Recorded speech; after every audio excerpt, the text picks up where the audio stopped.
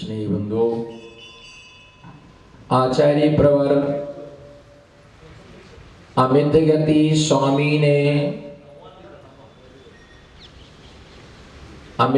स्वामी ने सामायिक पाठ में प्रतीकमण के विषय में बतलाया था कि जो भव्य जीव प्रतीकमण के लिए करता है वह अपने समस्त दोषों से मुक्त हो जाता है। और कल प्रतीकमण में 7 प्रकार की प्रतीकमणों के विषय में बतलाया था कि कैसे भव्य जीव अपने पापों का प्रक्षालन करता है, कैसे भव्य जीव अपने पापों का नाश करता है। प्रत्येक भव्य जीव, प्रत्येक आत्मा यही विचार करता है कि भगवान मुझे इस संसार के बंधनों से छुटकारा देना, मुझे संसार के पापों से मुझे छुटकारा देना, कर्म के बंधनों से हमें मुक्त करना। क्योंकि बार बार इस संसार में जितनी बार जन्म लिया, जितनी बार मरण किया, उतनी प्रकार से हमने दुखों के लिए भोगा, उतनी प्रकार से दुखों को प्राप्त किया। इसलिए अब हमें मार्ग मिला है। बोलो, अब हमें मार्ग मिला है। और मार्ग तो बहुत सारे लोगों के लिए मिल जाता है।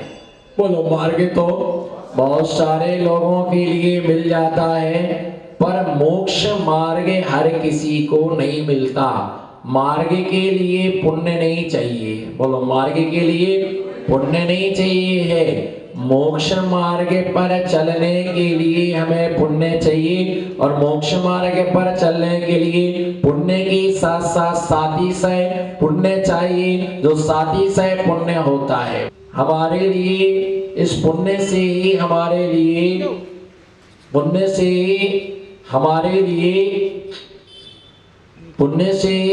हमारे लिए यह अवसर प्राप्त होता। जो सातिशय पुण्य है, उस सातिशय पुण्य से ही ये जो जीव है यह परम सिद्ध अवस्था के लिए प्राप्त करता है, निर्वाण के लिए प्राप्त करता है। और जिसके सातिशय पुण्य नहीं होता है उस जीव के लिए परम अवस्था प्राप्त नहीं हो पाती है। तो ऐसे वह अतिक्रम, प्रतिक्रम, अतिचार, अनाचार, ये 4 प्रकार के लिए बतलाया। वो 4 प्रकार से बतलाया कि अतिचार, अनाचार, अतिक्रम, प्रतिक्रम, इनका उल्लंघन अथवा इनका क्या है, नाश। इनको छोड़ने से वे दोषों से क्या हो जाते हैं, मुक्त हो जाते हैं। दोषों से क्या हो जाते हैं, दोषों से मुक्त हो जाते हैं। अतः ये ध्यान रख करके चलना कि ऐसा वह साधक शुक्ल ध्यान, हमने आर्त ध्यान के विषय में देखा, रौद्र ध्यान के विषय में देखा, धर्म ध्यान के विषय में देखा, धर्म ध्यान के विषय में देखा। और धर्म ध्यान के विषय में जो हमने विचार किया, चिंतन किया, वो धर्म ध्यान के विषय में कि धर्म ध्यान के द्वारा व्यक्ति इस महापुण्य का क्या करता है, आर्जन करता है। और महापुण्य के लिए वो आर्जन करता है तो वह महापुण्य के द्वारा उस संपूर्ण पाप के लिए नाश कर देता है। और नाश होता है पाप कर्म तो पुण्य हमारे जीवन में अर्जित होता है। और उस पुण्य के द्वारा हम सदगति और सदमति को क्या करते हैं, प्राप्त करते। क्या सदगति, बोलो सदगति और सदमति, बोलो सदगति और बस भगवान से यही प्रार्थना करना, बोलो भगवान से यही प्रार्थना करना कि हमारी मति अच्छी रहे।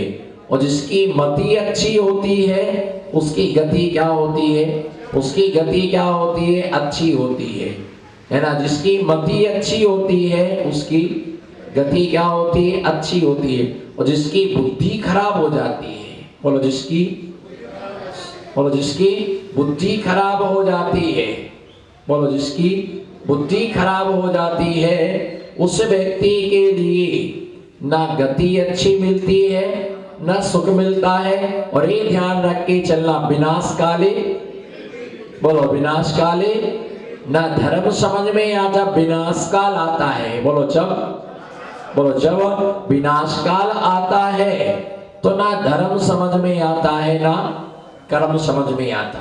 बोलो जब विनाश काल आता है, जब विनाश काल आता है तब ना धर्म समझ में आता है ना कर्म समझ में आता है, ना पुण्य समझ में आता है ना पाप समझ में आता है। जेल और जिनालय में फर्क ही नजर नहीं आता है। देव में देव नजर नहीं आता, बोलो देव में, शास्त्र में शास्त्र नजर नहीं आती है, बोलो देव में देव नजर नहीं आता है, शास्त्र में शास्त्र नजर नहीं आता है, और गुरु में गुरु नजर नहीं आती है, भगवान में भगवान नजर नहीं आता है, जिनालय जिनालय जैसा नहीं लगता है ना। और निश्चित मान के चलो सिद्ध क्षेत्र जैसा नहीं लगता, अतिशय क्षेत्र जैसा नहीं लगता है। हम सब कुछ भूल करके सब छोड़ देते। रावण के लिए कितने मुनि राजों ने समझाया, बोलो रावण के लिए कितने मुनिराजों ने समझाया, लेकिन उसकी समझ में कुछ भी नहीं आया, एक अक्षर भी। और अनंतवीर केवली ने उसको समझाया। वैद्य साहब जी, किसने? अनंतवीर केवली ने उसके लिए समझाया, तो अभी उसके लिए कुछ भी समझ में नहीं आया। विनाश काल ऐसा ही होता है। पाप की तीव्रता ऐसी होती है, अशुभ कर्म की तीव्रता ऐसी होती है। और निश्चित मान के चलो कैसे अतिचार, अतिक्रम, प्रतिक्रम, अतिचार, अनाचार, इन पापों के लिए इनके द्वारा महापाप कर्म का वह क्या करता है, आश्रव करता है। और धर्म छूटता है जब अशुभ कर्म का उदय आता। बोलो जब अशुभ कर्म का उदय आता है तो सब धर्म ध्यान छूट जाता है। और ये ध्यान जब तीव्र उत्कृष्ट होता है, बोलो जब, है ना, पुण्य उत्कृष्ट होता है, बोलो जब पुण्य उत्कृष्ट होता है तो हमें देव का भी समागम मिलता है, शास्त्र का भी समागम मिलता है, गुरु का भी समागम मिलता है, पूजा करने का भी मौका मिलता है, अभिषेक करने का मौका मिलता है, आहार दान देने का मौका मिलता है। सारे मौके हमारे द्वार पर दस्तक देते। नींद भी अपने आप, बोलो ना, नींद भी अपने आप खुल जाती है। और ठंडी गर्मी का भेद भी सुता ही, काय की ठंड, बोलो काय की ठंड, काय की गर्मी, काय का सिर दर्द, काय का पेट दर्द, चलो चलना है। बस जब पुण्य जोर मारता है तो सब ऐसी स्थिति होती है कि आदमी सर्दी गर्मी बरसात अब तो जाना ही है, बोलो अब तो सिर तक पानी आ गया, बोलो अब तो जाना ही है, पहुंचना ही है। और इतनी उत्कट भावना हो जाती है, नींद नहीं आती है। और जब धर्म की चिंता होती है तो भी नींद नहीं आती है। शिखर जी जाना है, जिसे शिखर जी की वंदना करना है, वंदना करने के लिए वो जाता तो शाम से ही सोता नहीं है भैया, कल वंदना करने जाना है, वंदना करने जाना है, तैयार द्रव भर के रखेगा, कपड़े धो के डालेगा, है ना, जल्दी मुझे उठा देना, जल्दी हो जाए, है ना, बार बार घड़ी देखता, अभी 2 ही बजी है, अभी तो 1 ही बजा है, कितना समय है। तो ऐसी उत्कट भावना आती है तो सारी अनुकूलताएं सुता ही बन जाया करती हैं। ऐसा वह साधक। और ध्यान, धर्म ध्यान के साथ साथ अर्थ ध्यान का त्याग किया, रौद्र ध्यान का त्याग किया। उसके बाद धर्म ध्यान पर आए।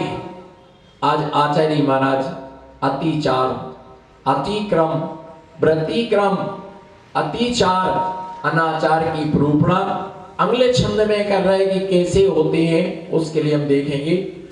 क्षतिम मनासोद विधे रतिक्रमम् क्षति मनसो विधेरति क्रमम् व्यतिक्रमं शीलवते विलङ्घनम् प्रभोतिचारं विशेषवर्तनम्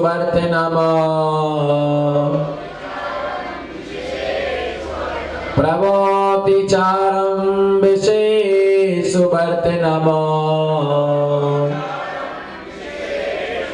वदन्ति नाचारमिहाति शक्तितम् वदन्ति नाचारमिहाति शक्तितम्।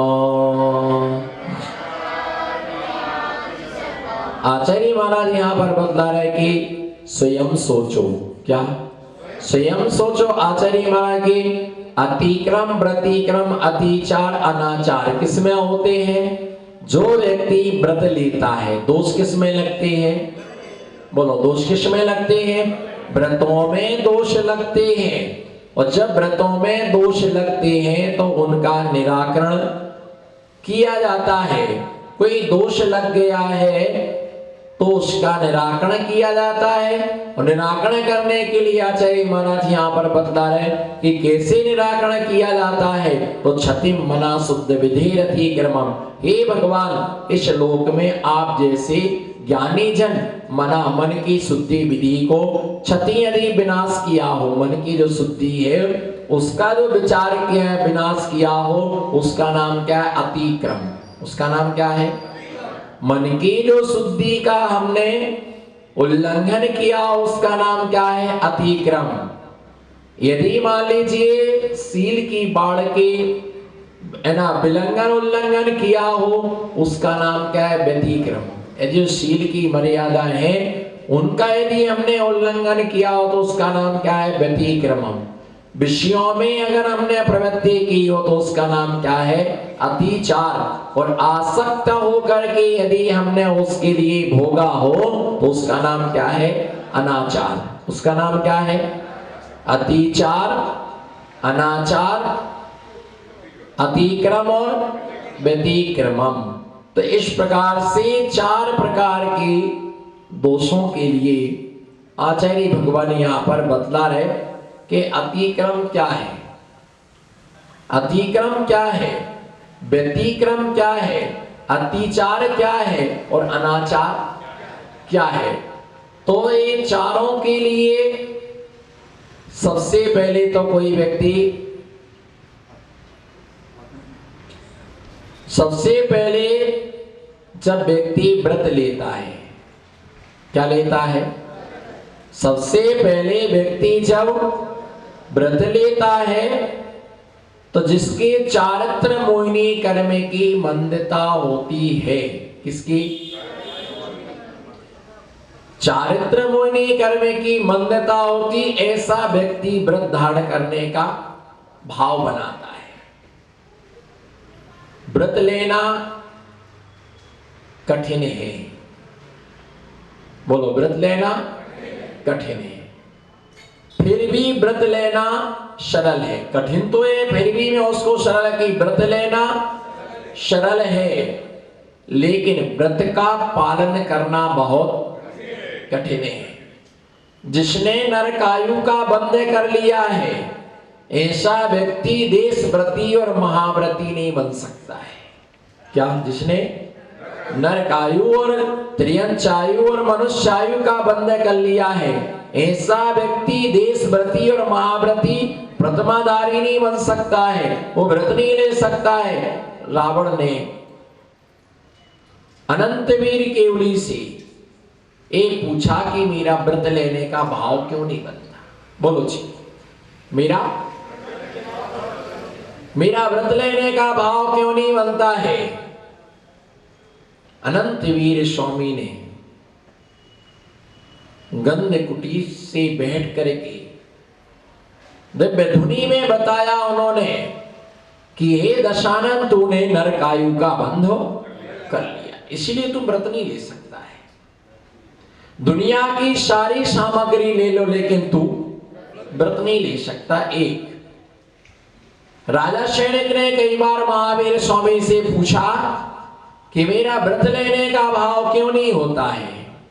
महावीर स्वामी ने निरूपित किया कि तूने नरकायु का बंध कर लिया है, इसलिए तू व्रत नहीं ले सकता है, व्रतों की चर्चा नहीं सुन सकता है, व्रत का भाव नहीं बना सकता है, तुम्हारी जिंदगी भोग में ही जाएगी।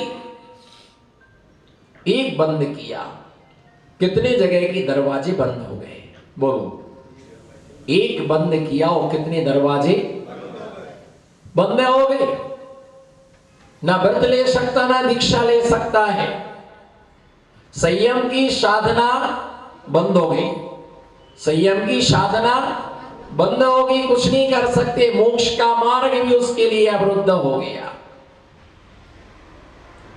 अतिक्रम व्रत जो है, चारित्र्य किसे का? तो द्रव्य संग्रह में आचार्य माना लगते अस्वादो विड़वित्ति स्वेप वित्ति जान चारित्रम बद संधि गुप्ति रूपम व्यवहार नयादु चिन्ह भड़िदम। आचार्य माना लिखते हैं अशुभ से निर्वृत्ति, बोलो, अशुभ से निर्वृत्ति, शुभ में प्रवृत्ति, अस्वादो विड़वित्ति स्वेप वित्ति जान चारित्रम बद संधि गुप्ति रूपम व्यवहार नयादु चिन्ह भड़िदम। अशुभ क्रियाओं से निर्वृत्त होना, शुभ क्रियाओं में प्रवृत्त होना, इसका नाम चारित्र है। अब अशुभ क्या है जी? प्रश्न ये उठता कि अशुभ, बोलो ना, अशुभ क्या है? हिंसा, झूठ, चोरी, कुशील, परिग्रह, 5 पाप रूप प्रवृत्ति अशुभ है। बोलो, 5 पाप रूप प्रवृत्ति अशुभ है। दान, पूजा, स्वाध्याय, नमोकार मंत्र का जाप, इस रूप से जो प्रवृत्ति है उस प्रवृत्ति का नाम क्या है? शुभ। शुभ प्रवृत्ति इसका अशुभ से निर्वृत्ति, शुभ में प्रवृत्ति, इसका नाम चारित्र धर्म है। चारित्र धर्म ही महान है। बोलो, चारित्र धर्म ही, चारित्र धर्म ही महान है। चारित्र के बिना निर्माण नहीं होता है, चारित्र के बिना कर्म का नाश नहीं होता है। ये ध्यान रख करके चलना कि जितनी मोटी लकड़ी है उतनी उसको आगे की क्या होती है? जरूरत होती है। और जहां पर गांठ आती है तो जल्दी से कुल्हाड़ी से कटती नहीं है और जल्दी से आग से वो जलती नहीं है, वो देर तक चलती रहती। इसी प्रकार से मोहिनी कर्म को नाश करना कोई मामूली बात नहीं है। अच्छे संयमी मोहिनी कर्म से क्या हो गए? हारे।